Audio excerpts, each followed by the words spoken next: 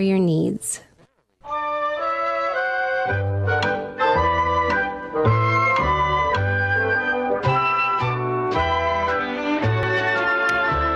This is Where You Live with Gene and Tony, and we're broadcasting from the Concierge Landscape Studios. We're brought to you by Extreme Exteriors. It's time now for a message from the Minnesota Multi-Housing Association. This MHA Minute is brought to you by Pest Control Services. When you need an exterminator, you want someone reliable and effective. Give Greg Keener a call at Pest Control Services, 952-894-9748. Pest Control Services is a proud member of Angie's List and is a member of the Minnesota Multi-Housing Association. That's Pest Control Services, 952-894-9748, and tell Greg that Gene and Tony sent you. Some of the benefits of successful property management. Are you ready?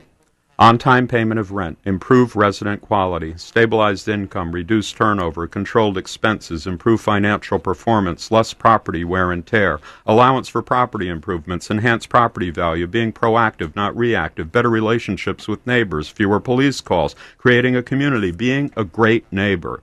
These are some of the benefits of good property management. And whether you run a townhome association or you are renting out your condo, duplex, or 100-plus unit building, membership with the Minnesota Multi-Housing Association gives you the tools you need to run your business effectively while minimizing the headaches. Don't be a good landlord, be a great one. Visit www.mmha.com.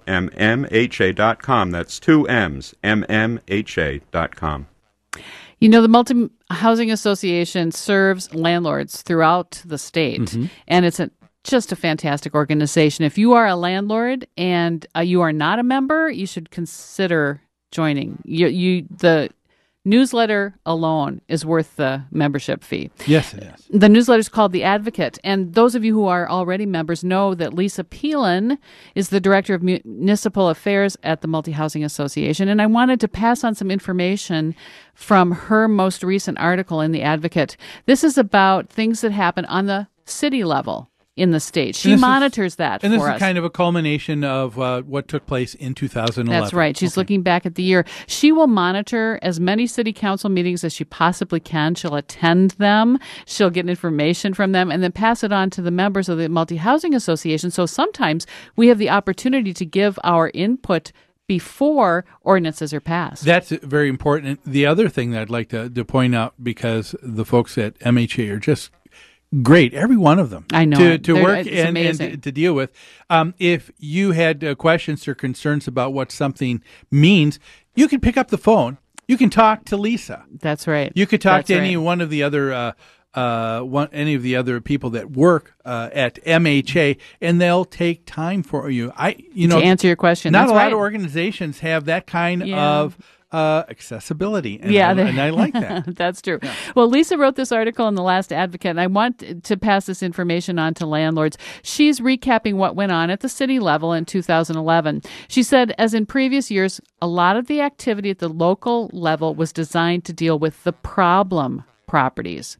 And some of the most common strategies to deal with problem properties are the Phase 1 crime-free training requirement, and then using the crime-free, drug-free addendum to your lease. Do you know what that Phase 1 crime-free training is?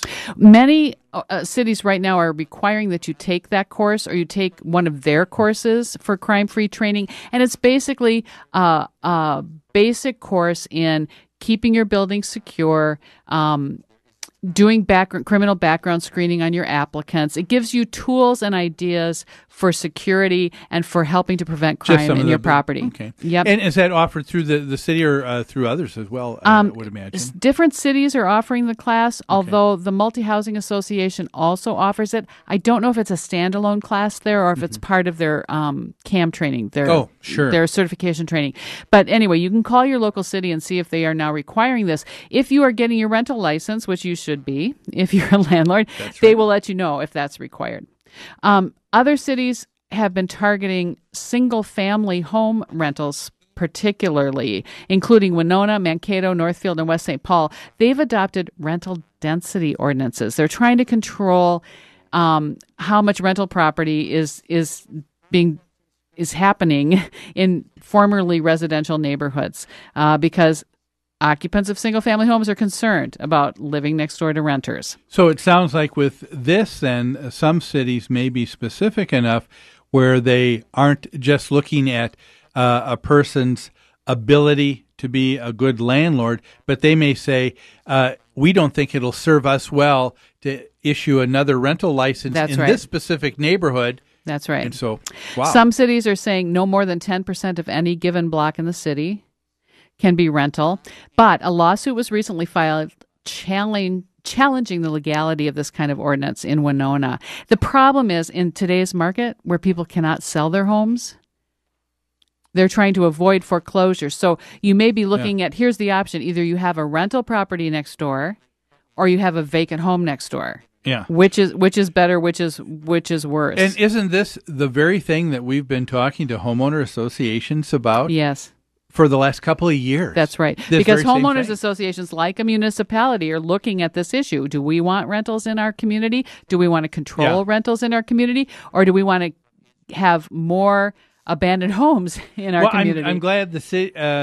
I hope the city does take heed to some of these complaints from others, because even though they may not like a certain density, it may be something that they may have to take a look at. I don't like controls like this. Yeah. I think it messes with the market too much, and I really think we should let the free market take its course. Many cities have adopted a conversion fee. This means if you convert a single-family home from owner-occupied to rental, you pay a fee, and it's pretty steep in some cases. In Minneapolis, that fee is $1,000. So if you can't sell your home and you have to move, you want to rent your home, you got to pay the city $1,000 in order to do that, in addition to your licensing fee. Yeah. Other cities, it's around $500. And recently, many cities have been offering a discount of that fee if you get some education about rental management. Mm-hmm.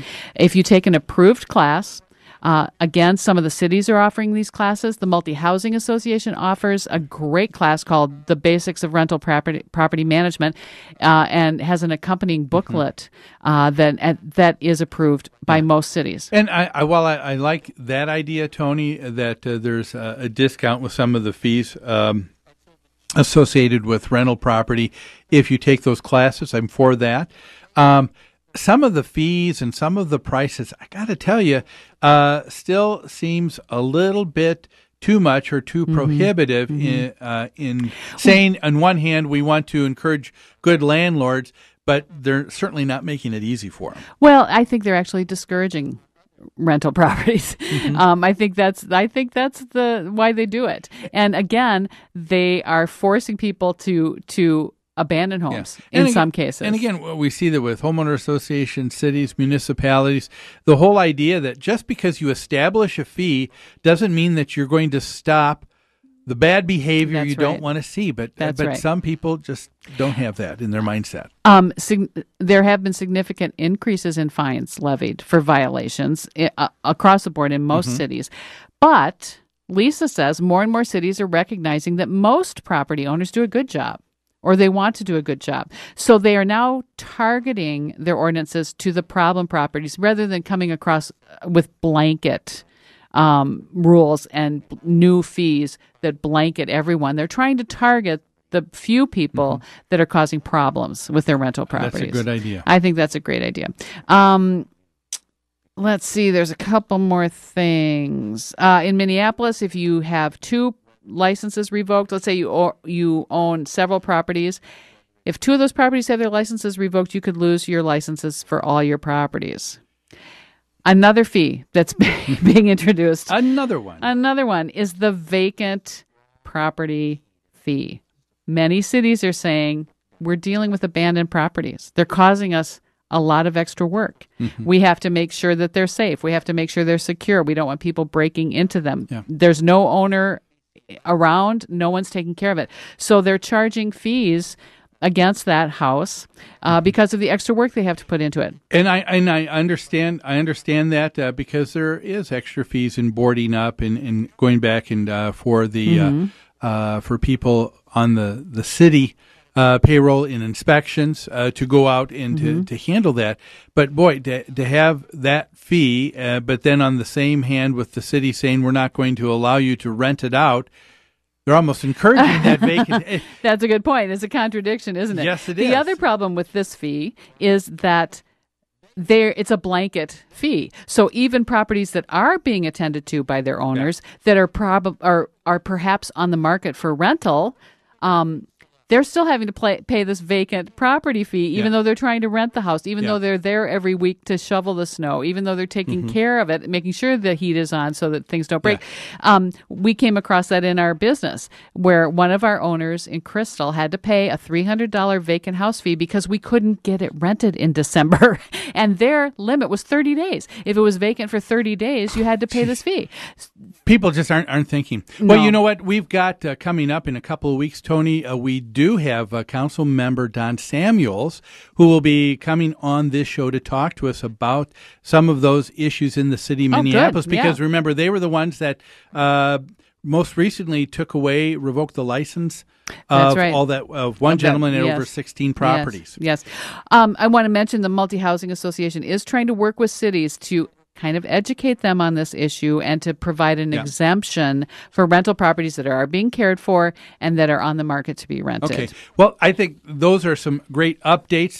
Thanks for that. And folks, again, you can get that by becoming a member of the Minnesota Multi-Housing Association and start getting their magazine. Well, we need to take another break, and when we come back, we're going to talk about the Arizona leash law that frees dogs but tethers an HOA's authority. How do you ask?